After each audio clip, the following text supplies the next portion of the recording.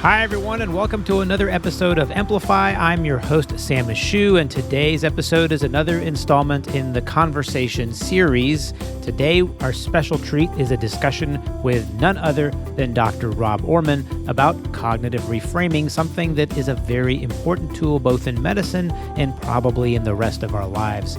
But before we start, don't forget June is our birthday month at EB Medicine, and you can go to ebmedicine.net and save 25% off your subscription price this month by using the code BDAY22. Check it out at ebmedicine.net. And now on our special guest, Dr. Rob Orman.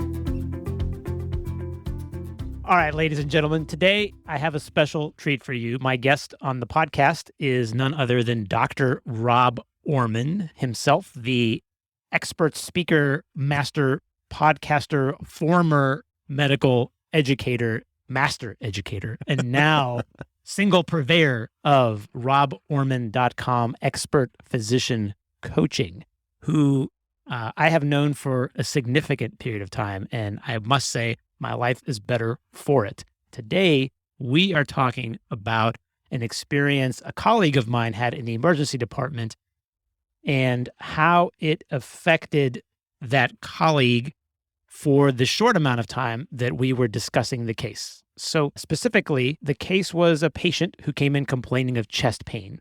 And it wasn't anything special. It was chest pain. There was a little radiation to the back. The EKG was nonspecific. The troponin was elevated. The pain was improving and was almost gone. And the patient needed admission for an NSTEMI. And I don't really want to get into the medical weeds because they had a non-SD elevation MI and the medicine service was coming to admit them. It was the end of my colleague's shift and she's about to go home. She's written the admit order and is about to walk out the door. And there's just something about this case that's bugging her. And she's kind of ruminating on this. Well, she did say that it radiated to her back and I'm just not sure. So she decides to put her things down, walk back into the room and just do a quick point of care ultrasound on this patient. And there she sees what she thinks is an aortic dissection flap at the bedside using the point of care ultrasound. So she puts a pause on the routine order set, which includes anticoagulants and all these things which haven't been given yet. The patient gets rushed over to CT for a stat chest angiogram. And lo and behold, the patient does have an aortic dissection. So she pauses the admission to medicine, consults cardiothoracic surgery. The patient goes off to the OR. All is well in the emergency department. And then she's hit with this moment of what she says as, oh my goodness, I almost killed this patient. This person came in with an NSTEMI. I was about to give them all of these anticoagulants and just admit them to medicine. No one would have been the wiser. And this was a huge near miss. So she sat in that for a while, came over to my side of the emergency department, told me all about the case, and kept repeating, I just can't believe that I almost killed this patient. And we discussed it briefly the next day. I see her again and she repeats the same thing. And all I could think was, this was not a near miss. This was a tremendous save on her part. The amount of skill it took for her to pick out that one tiny mention of back pain for this patient, for it to stick into her mind, for her to go back and use the point of care ultrasound to see something exceedingly difficult to see at the bedside with a point of care ultrasound, and then halt all of this machinery that she had already put into place, send her off to CT, make the correct diagnosis, and then get her to the OR really was quite impressive. And I kept telling her, I almost killed this patient is the wrong way to look at this case. You saved this person's life. You made an exceptionally hard to make diagnosis and you did it well. And she kept looking at me going, yeah, but I almost killed this patient. And I said, there's got to be a term for this kind of thinking. So I spent a little time looking, and there is this concept of cognitive reframing, or changing the way that you're looking at or interpreting a scenario. And it's been discussed in emergency medicine. And I'm wondering to myself, well, is there more to this? Is there a better way to do this? Does this kind of thinking, I almost killed this patient, is it destructive to us as physicians? Is it causing additional stress, as I'm sure it is, because I've been guilty of this myself pretty much all the time? And is there a method to then turn this around or reframe this so that it's not damaging to our careers? And I could not think of anyone better to discuss it with than Dr. Rob Orman. So, Rob, welcome to the podcast. Thank you, Sam. Wow, what a case. And it's a great example of reframing right there. It couldn't be more clear. I almost killed that patient versus, wait a second, you saved that patient, right? Two different frames on the same event. And I'm listening to that case. I'm thinking, wow, this is, not only is this a save, this is a save of saves. Which is, it's so easy for us, like we're armchair quarterbacking it, thinking, oh, this wasn't us. We weren't in there. We're looking at it externally, but we're not feeling it. We don't have the inner critic or the inner criticism of it to lament our near miss and feel the weight of it. So yeah, I think when you say you didn't really know about reframing, you hit reframing in the really, really big sense of things. Yeah, the concept of reframing is a little novel to me, really. Perhaps we do it and just didn't understand the term, but the idea of it as a concept in emergency medicine is not something, I was taught in residency. It's not something we discussed since residency. It's, yeah, great. You did a wonderful job. You saved this patient's life. Now there's 20 other people in the waiting room. Could you please get onto that? And we'll discuss this later. And there's never a weird discuss this later. It's always, okay, it's time for you to go home. I'm exhausted now. I don't really want to talk about this. And so there's got to be some correct way of doing this that is not detrimental to our practice. Because I can think, this is a case of aortic dissection, but there are innumerable diagnoses in emergency medicine that are exceedingly difficult to make. Spinal epidural abscess, early necrotizing fasciitis, like all of these things may present in vague or difficult to diagnose scenarios. And there's all these small things we can tease out in the history here and there, but that interaction of the history is so fragile and can be misinterpreted so easily, and patients can forget to say things. It's exceptionally difficult to make some of these diagnoses. And what we consider to be near misses, or in this case, I almost fill in the blank, are really, they're just damaging to our psyche for sure. Yeah, there's so much in what you just said there. Backing up a couple steps. So those things, that those life-threatening diseases that present with subtle presentations, really, if you think about it logically, the expectation should be that, I hate to say this, that you miss a diagnosis, right? Because it's a subtle presentation. It is an atypical presentation that does not have the pattern that you would normally diagnose this, right? This patient with an NSTEMI, presented like an NSTEMI, it has an EKG, has a troponin, et cetera. Yes, pattern of NSTEMI. Obviously, there was something in there that physician said, there's something not quite right here. So some of that has to do with us as perfectionists. Some of it has to do with our strong inner critics. And some of it, frankly, has to do with the system of blaming rather than looking at root causes, et cetera. Some of that comes from the medical legal aspect of it. Like, oh my gosh, I'm going to get sued. I'm going to get blamed. This is going to be horrible. But I want to actually take 10 steps back. Let's do it. Right. So we're talking about reframing here, which is basically thinking about something differently to have a different state, different mental state, different physiologic state in you. So for example, like the classic reframe, or a classic example is someone cuts you off in traffic and you think, oh, what a jerk. Then the reframe can be, maybe they have something important, like they just heard that their loved one is in the hospital and they're rushing off, and then you feel compassion. So it is this thinking about the same thing from a different perspective to make a different feeling and a different inner dialogue in you. So that's the basics of reframing, which sounds super easy. But when we're talking about situations like this, like a near miss or even a miss, I think that they're pretty similar in what you go through. So I want to just acknowledge that when something like this happens, it's really hard to do a reframe right away because you feel it like a gut punch. Your heart sinks, your face gets flushed, and you feel a surge of all these things like angst and shame and fear. So I say the first thing would be just like a little bit of grace for yourself in a situation like this. It's going to hurt. you've got, and I'm speaking to the listeners, regardless of what you do, whether you're a physician, whether you're an advanced practice provider, a paramedic, a nurse, a tech, you have really high standards. You trained well and you're trying to do your best. You are doing your best. And this criticism, this self-criticism comes after the fact. But when you're in the moment, it's like you're in a tunnel. It may not be obvious what's the best choice, but the choice moving forward, like as you're in that sequence of events, like what you decided on for your next step, it makes sense.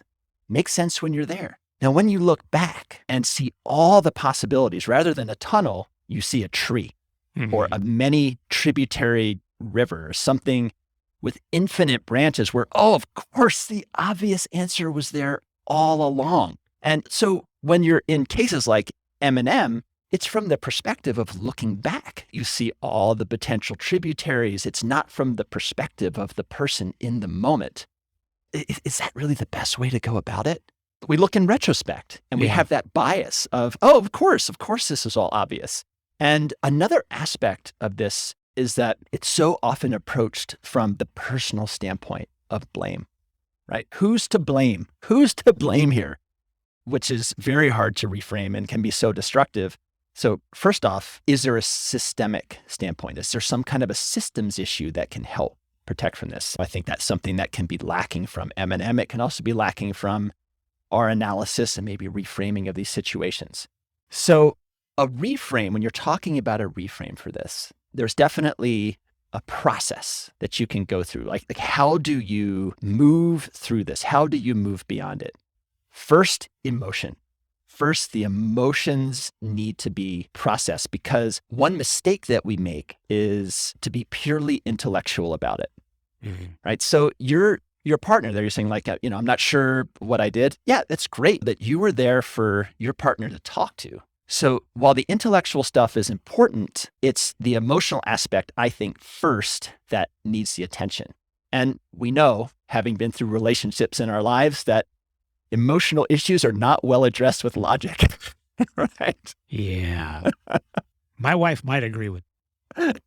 I got to tell you, that is a personal weakness, has been my entire life. I have to deliberately pause and think, okay, there is an emotional side to this issue that I am not addressing, and be very intentional about doing so in all things in my life. That is not my strong suit. In fact, even when it comes to things like notifying family that their loved one has died in the emergency room or what have you, it's the one thing I did learn from those kind of message delivery training sessions was, you don't go, your loved one died, but they're in a better place right now, and then just walk out the room. You're not going to get past that emotional component and that grieving just by suggesting some platitude that makes them feel better. Oh, but I don't think they had any pain. Oh, but it was quick. Oh, but it was whatever. No, it's just your loved one is dead. And then we just have to pause and wait and let that hang in the room so people understand. So yeah, I totally get that. That is not my strong suit. Yeah, when you're talking about the death tell, that's the most intense example of that. And going back to what happened with you and your partner, saying, hey, you did a good job. I would have done the same, right? These are the things that we're so prone to say when it's really fresh, or these things are easy to miss, like we were talking about before. That's all great. I mean, yes, that's like you're being supportive, right? Hey, I'm your supportive friend here. But the first thing that person has, they've got a burning in their chest. They got 20 pounds of lead sitting in their belly, or some feeling like that. Yeah. So first, I'd say, feel it, allow it, just acknowledge it. What are you feeling? Where do you feel it? And what works for you to process that? All the reframing, that happens later. There's just like that raw emotion, limbic aspect. We're not talking prefrontal cortex logic. We're just pure feeling. And it's different for each of us with these things. I don't know what works for you. It's something that you probably know for yourself. For me, in these situations, it's phone a friend time. And it has to be the right friend. The right friend. Choose wisely. So I have a friend that we both know who is a critical care specialist who I used to call after hard critical care cases where I thought I'd bumbled things. And what I would get was the analysis of how I actually did F it up. So, So maybe don't call him. yeah. Right. So it's just, hey, I just need to talk this out. Got a few friends to put some distance between me and the event. For some, it's exercising or journaling or whatever, but just something to process that emotion. Yeah. Which is why debriefs can be so in a debrief, the ideal debrief in something like this is emotion before logic. Or you can do a personal debrief, which we can certainly talk about.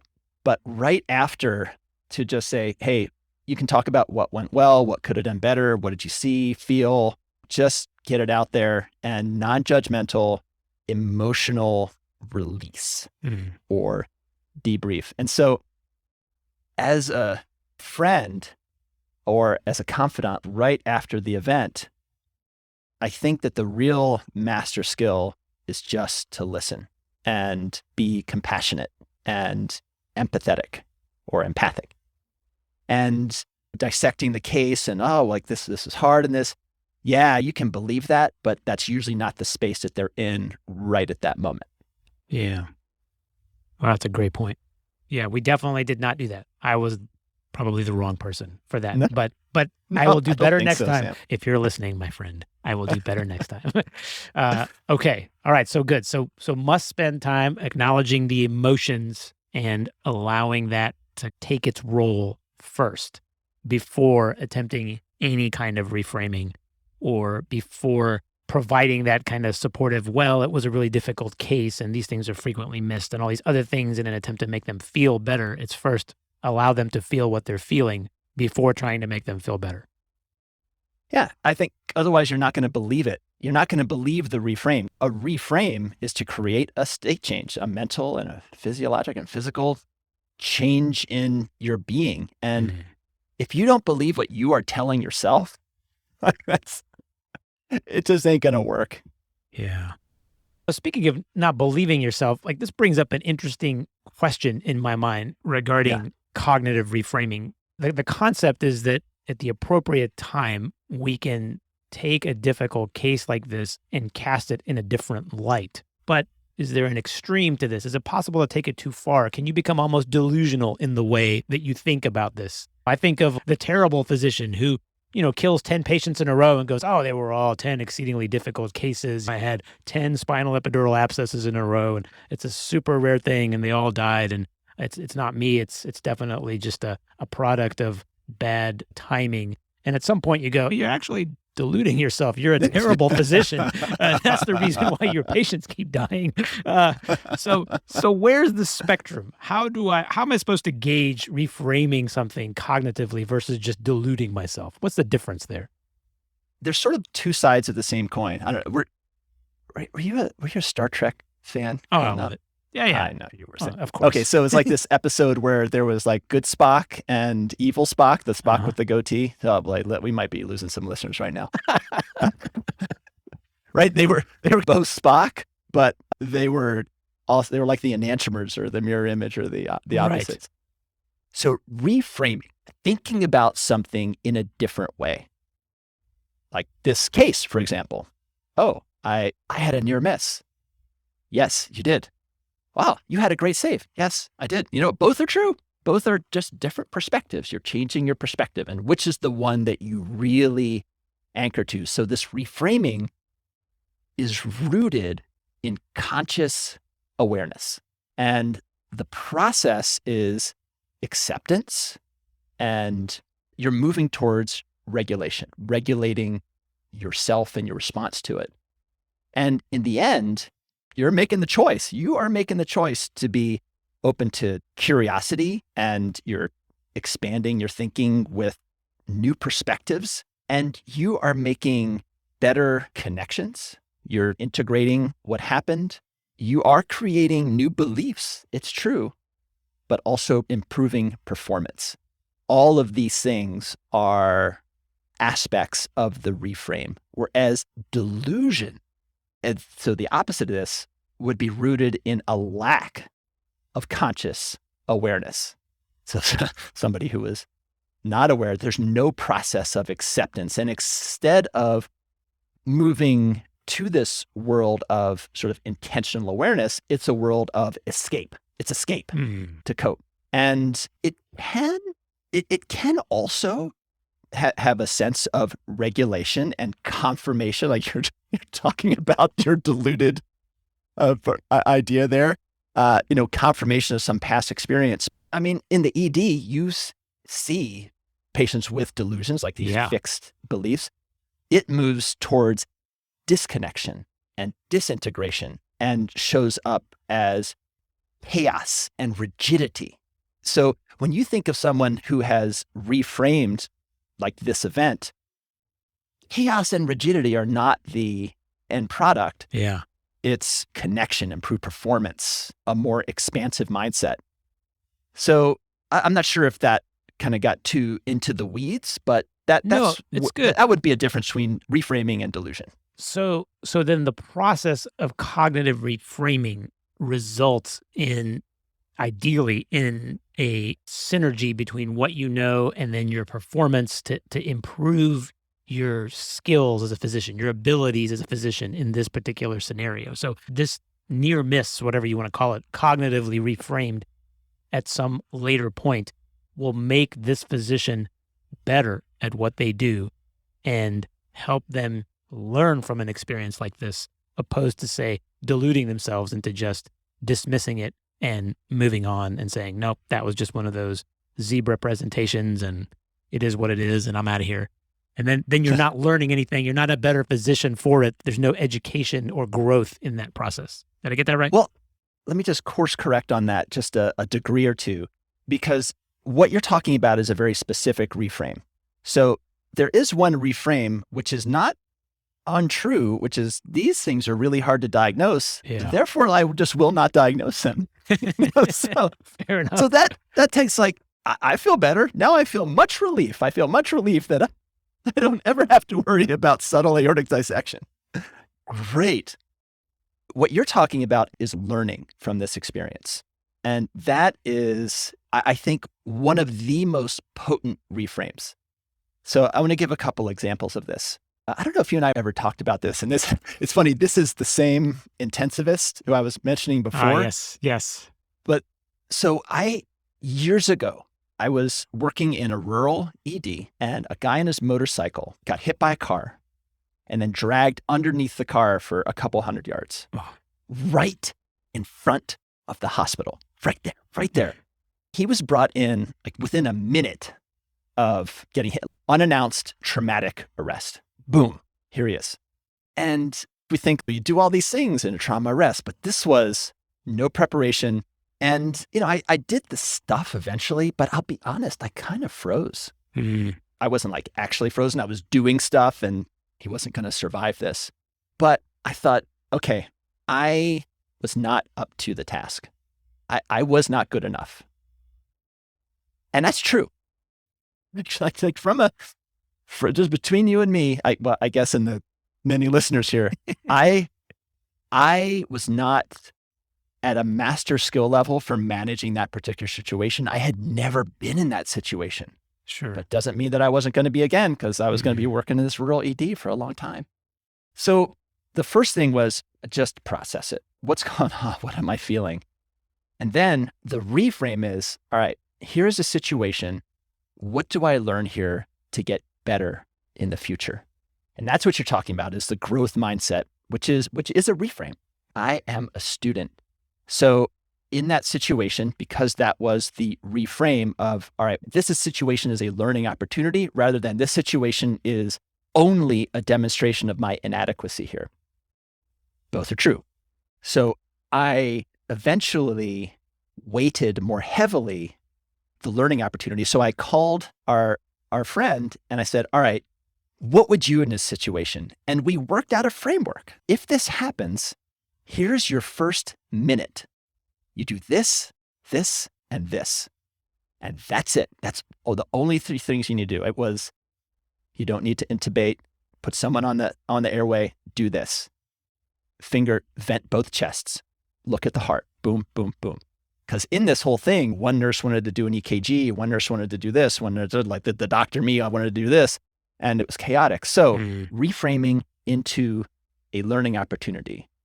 So I work with many different clients on it. This is usually not the main thing that people come to coaching for, but it comes up, right? Like, oh my God, I had this really hard case, or I'm having a hard time transitioning from home to work, right? That's because you're just like, you're dealing with all this stuff. And so an exercise that I have clients do, and actually I made a guided walkthrough of this. I haven't publicized this on YouTube. You can put it in the show notes if you want. I made it for 2 clients. It's a walkthrough of how do you reframe what just happened in your shift at the end of the day? Because we have so many tangled knots in our brains about what actually happened during the day. You know, you've got the tunnel going forward, you got the trees going back, and walking through this, we're talking about the emotions first. So the first part of this is some breathing exercises to down-regulate, to calm, because we're so sympathetically charged. We're just like, just buzzing, or our brain feels like white noise. Can a brain feel like white noise? Yeah, my brain does. This is probably because that's all that's in it all the time. So the process here, and this is going to get to the reframe, is walking through the day and picking out the things that went well. Like a debrief. What went well? And we're prone to focus on the things that went poorly, much like your partner, who's just kind of like, oh my gosh, I just missed this case. Like, you find that little tiny little spark of, that was a near miss, sure enough. So we focus on those things. And so as we walk through the day, what went well? And it's pretty surprising. Wow, all these things went well. So for example, the other day, I had this really unpleasant experience. And it was just like, I left there with just like feeling bad about myself that I didn't do a great job. But then I did this exercise and I broke down the day into its constituent elements. And it turns out that 99.9% of it was awesome. And I was like, wow, that was incredible. So that's the first part of this is, hey, what went well? And then the second part is, what's one thing that went less well I would have liked to have gone differently or done better? And then what can I take away from it? How can I be better next time? And it's just like, okay, what do I need to do? Do I need to read up on this? Do I need to just think about how I'd approach it differently, or whatever? It's just, what's the learning here? So it's an immediate reframe of that event. You're reframing it for the positive and the area where I could be better. And I don't say the negative because you're going to be hard enough on yourself as it is. It's just, where can I learn? Where can I be better? And then at the end, you just do this in your own car because it might feel strange to do it in public. Yeah, right, exactly. And at the end of this, you just say out loud, release. Release. Just release the tension, release the energy or the valence of the day. And of course, because these things are still emotive, the feelings can come back. But I found that this little basically reframe or frame, it's not even reframing, it's just framing of the day, can be really powerful in untangling it and setting an emotional state of curiosity and learning rather than self-criticism. Gosh, yes, we definitely need the links to those videos. I think this would be an invaluable process. It reminds me actually that just yesterday, I'm working in our busy emergency department. And in the first hour of my arrival, I sent someone to the heart cath lab. I sent an acute stroke to the neuroendovascular lab. And I had a COPDer with hypercapnic respiratory failure progressing to BiPAP very quickly, and saw someone in a car accident with a traumatic shoulder dislocation that I couldn't put back in without sedation. So I'm telling the nurses, hey, I need to sedate this person. We got to get all of our equipment and all of our protocols, and we got to get all of our ducks in a row. But the shoulder's out and the person's in pain and the family's with them and they're constantly asking. And meanwhile, of course, I saw all the rest of these people, all this stuff is going on. And my Yeah. frustration is just growing. It's just taking so long to get all this stuff together. And my PA comes to me and my partner who's leaving is like, "Hey, is this a good time to go over some things?" I'm like, "Sure." I mean, I'm frustrated as can be. I'm waiting for all this stuff to get set up. And he's like, "What's going on?" I said, I've been here an hour and I've already seen a chest pain I had to send emergently to the cath lab, a stroke who had to emergently go to the neuro lab, has a large vessel occlusion, can't get TPA. Somebody I'm progressing to BiPAP on because her respiratory failure. I'm worried about intubating her. And now I've got to put the shoulder in. And I just stopped for a second and went, good land. Like my nurses are actually dealing with all 4 of those patients. Maybe it's just taking so freaking long to get the stuff together for this shoulder because all these other people are acutely dying.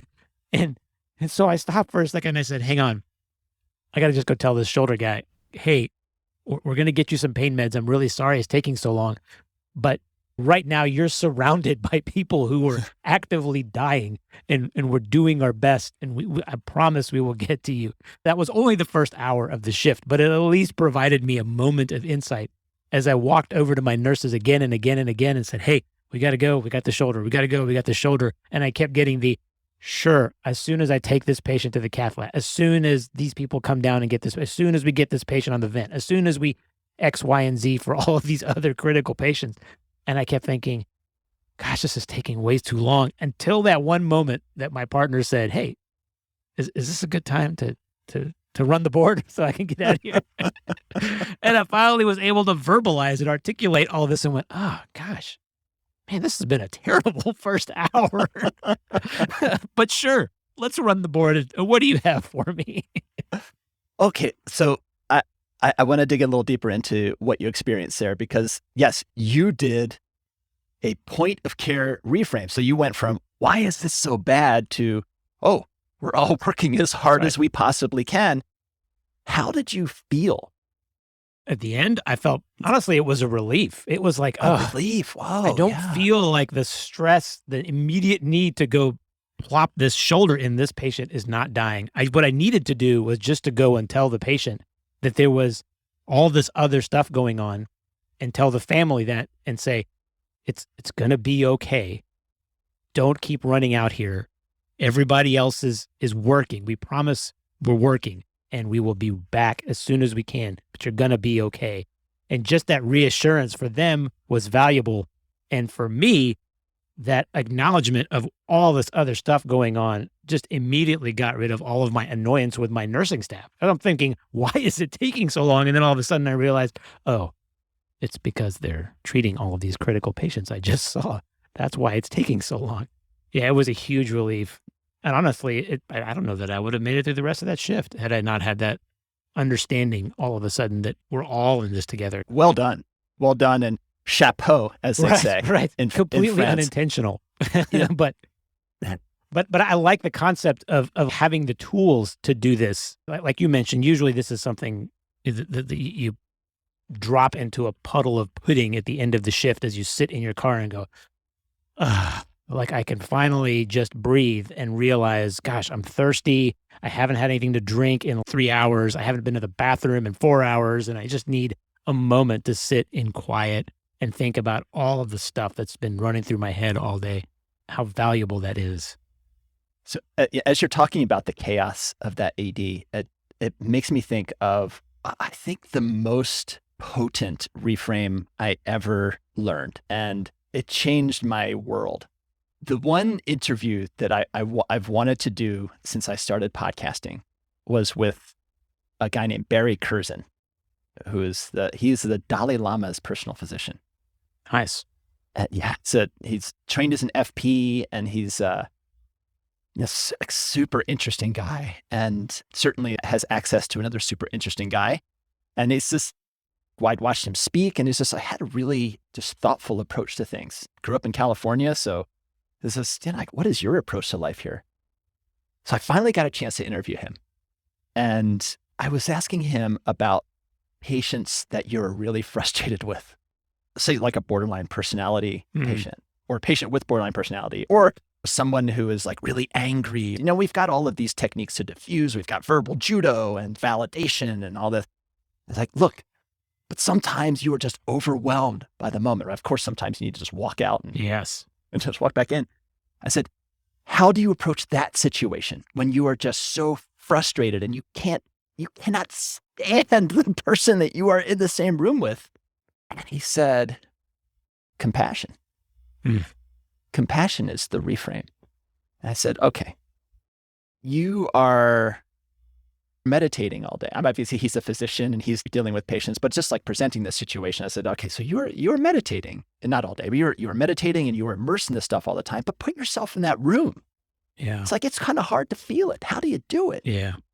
He said, sometimes you have to fake it before you actually believe it. He said, what I would recommend is just say to yourself, just as I want to be well and happy, I want this person to be well and happy. I don't own their decisions. I don't own their outcome, but I really do want them to be well and happy. Yeah. And just thinking that in that moment is such a potent thing. It's just kind of like, this person is they are also doing their best, right? We're all fighting the fight. They're doing their best too, even though, what they're, these self-defeating behaviors. But I here in my position, I have a choice of what my perspective is, of what my frame is. And if I want them to be well and happy, then where's the lose in that? It's win-win. There's this great quote. Okay, so this was Lisa Hayes, who's a relationship strategist. And whether she was the actual originator of this, I don't know, but this is certainly attributed to her. She said, be careful how you're talking to yourself because you are listening. And, you can think, it's just like sort of a trite aphorism, but it's so true. I mean, who do you hang out with more than yourself? Nobody. No one else. That's so true. Wow. Well, that's certainly a lot to think about when we're in the emergency department of all places. I mean, you talk about the pressure cooker of medicine is the emergency department. And when you're practicing in that environment, these skills, they've got to be critical to our practice for longevity. I don't understand how anyone could practice emergency medicine as a career and not have developed or have a need, at least, for these skills. And it's just, honestly, it's a shame that this isn't part of our medical education in training. There's so many other things we train on that this might be just as critical. Having the tools to take these kinds of moments and really cast them in the right light, reframe them, learn from them, and use them to become a better physician are really critical. And I would imagine this is, again, not necessarily what they come to you for as a coach, but certainly a big part of what you do when you work with your clients. Yeah, it certainly comes up. For the most part, we're talking about burnout and talking about overwhelm or leadership challenges, or sometimes there's a behavior that somebody has that maybe was tolerated earlier on in their training. I mean, it's not so well tolerated now, and you're going to get some problems if we don't address this. But these things invariably come up because I work just with physicians. And so this is part and parcel to it, as you said, right? Don't get this training. Maybe a little bit, but how do you process this? How do you navigate your career? How do you make your career awesome? How do you want it to be? We never talk about that. Talk about aortic dissection, like that, which is super important, right? That's the expectation, is that you're going to know all this stuff. But the other things, I don't know, you'd call like the soft science or just the cognitive processes of, I guess the word would be thriving or flourishing, thriving and flourishing in your career. Like, that's not something that necessarily gets great import in our training or development. Going all the way back to primary school, we don't learn these skills. And it makes me think of one client who developed this incredible tool for this case and these situations, because you just kind of feel bad down the road. And then you look back and think, oh my gosh, I can't believe I did what I did. But in the moment, of course, we're looking down this tunnel, and it's the letter to future self. When you're in these moments, right? When you feel it happening, they think, dear future self. And they actually think it, right? Like they, in their mind, are writing this letter. Dear future self, in this case, in this moment, I did the best I could with the information I had. And that's it. And that's a reframe right there. Just appreciating that you can only act on what's happening in this moment rather than on the information that you'll know the next day. So the letter to future self, when I heard that, it was just amazing. That is. And it's got a lot of weight. I wondered if it would work, and it has worked. Yeah, I mean, we're in 2022. You could pull up your phone and record a little audio for yourself, dictate something into your notes, or send yourself an email even that just says, hey, this is the moment I'm in right now, and this is what it was like. What a powerful tool that would be, even to look back on that. And it's almost like a little mini journal of where you were at that moment. That's impressive. I like that, actually writing the letter. Yeah, it's like, hey, what? You could do this in audio just to yourself. We do so many things on our little smartphones. Why not one more that would actually be useful to you? And then it would save it, and you could reference it again and go, listen, this is what it was like for me in the moment. There is a great quote from Mark Twain. It goes like this: I've experienced many terrible things in my life, a few of which actually happened, which I think summarizes for me the mental state I'm in when these things occur. The near miss, the it could have been, or what would have occurred, or how close was this, is just really a perseveration of something that didn't actually happen. It was something that could have happened, but didn't. And in this process of reframing, I think is heavily undersold in our specialty and something that we could all benefit from. All right. So this Mark Twain thing brings up a super powerful reframe. Since we're talking about reframing, most of the time when we're in that state of, what did you say? Oh, my lands. I like that. Oh, my lands. Oh, my lands. When we catastrophize, right? We internally catastrophize, which is what was happening with your partner. You know, so it's the catastrophe of the near miss. We just, what if? What if that is the frame of catastrophization? The reframe for that, which we got into with like, how do you learn from that? So if you find yourself in, oh my gosh, what if? See if you can change that frame to what's next? Mm-hmm. What is my next step? What do I do? How do I learn? What do I do with this patient? Shift from what if to what's next. Mm-hmm. I like that a lot. Yeah, that gives it a purpose. It's not just rumination for the sake of rumination and causing extra anxiety. It actually gives it a purpose and something you can gain from it. I like that a lot. That's an excellent point. Wow. Well, we've talked about a lot of things.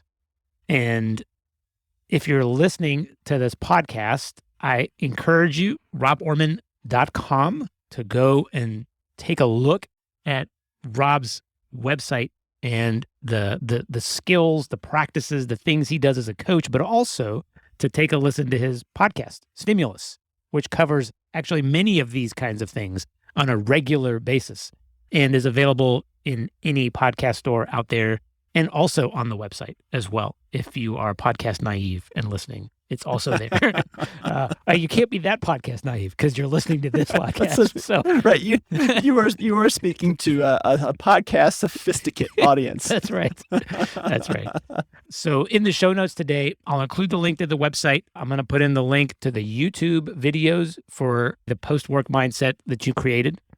And as always, if you have comments or questions on the website at ebmedicine.net, so many ways to reach out to us, please do. And until next time, Dr. Rob Orman, thank you so much for sharing your knowledge and spending a little time to make us better physicians, better nurses, better medics, just better at what we do in general. Oh, thank you so much, Sam. It has been just an absolute delight to get to chat with you today and spend a little time. Well, that's a wrap, everyone. Thank you again, Rob, for being a guest on the show. Such valuable information and applicable in so many ways. And don't forget, again, June is our birthday month. ebmedicine.net. Save 25% off your subscription price this month. Until next time, I'm your host, Sam Ashoo. Be safe, everyone.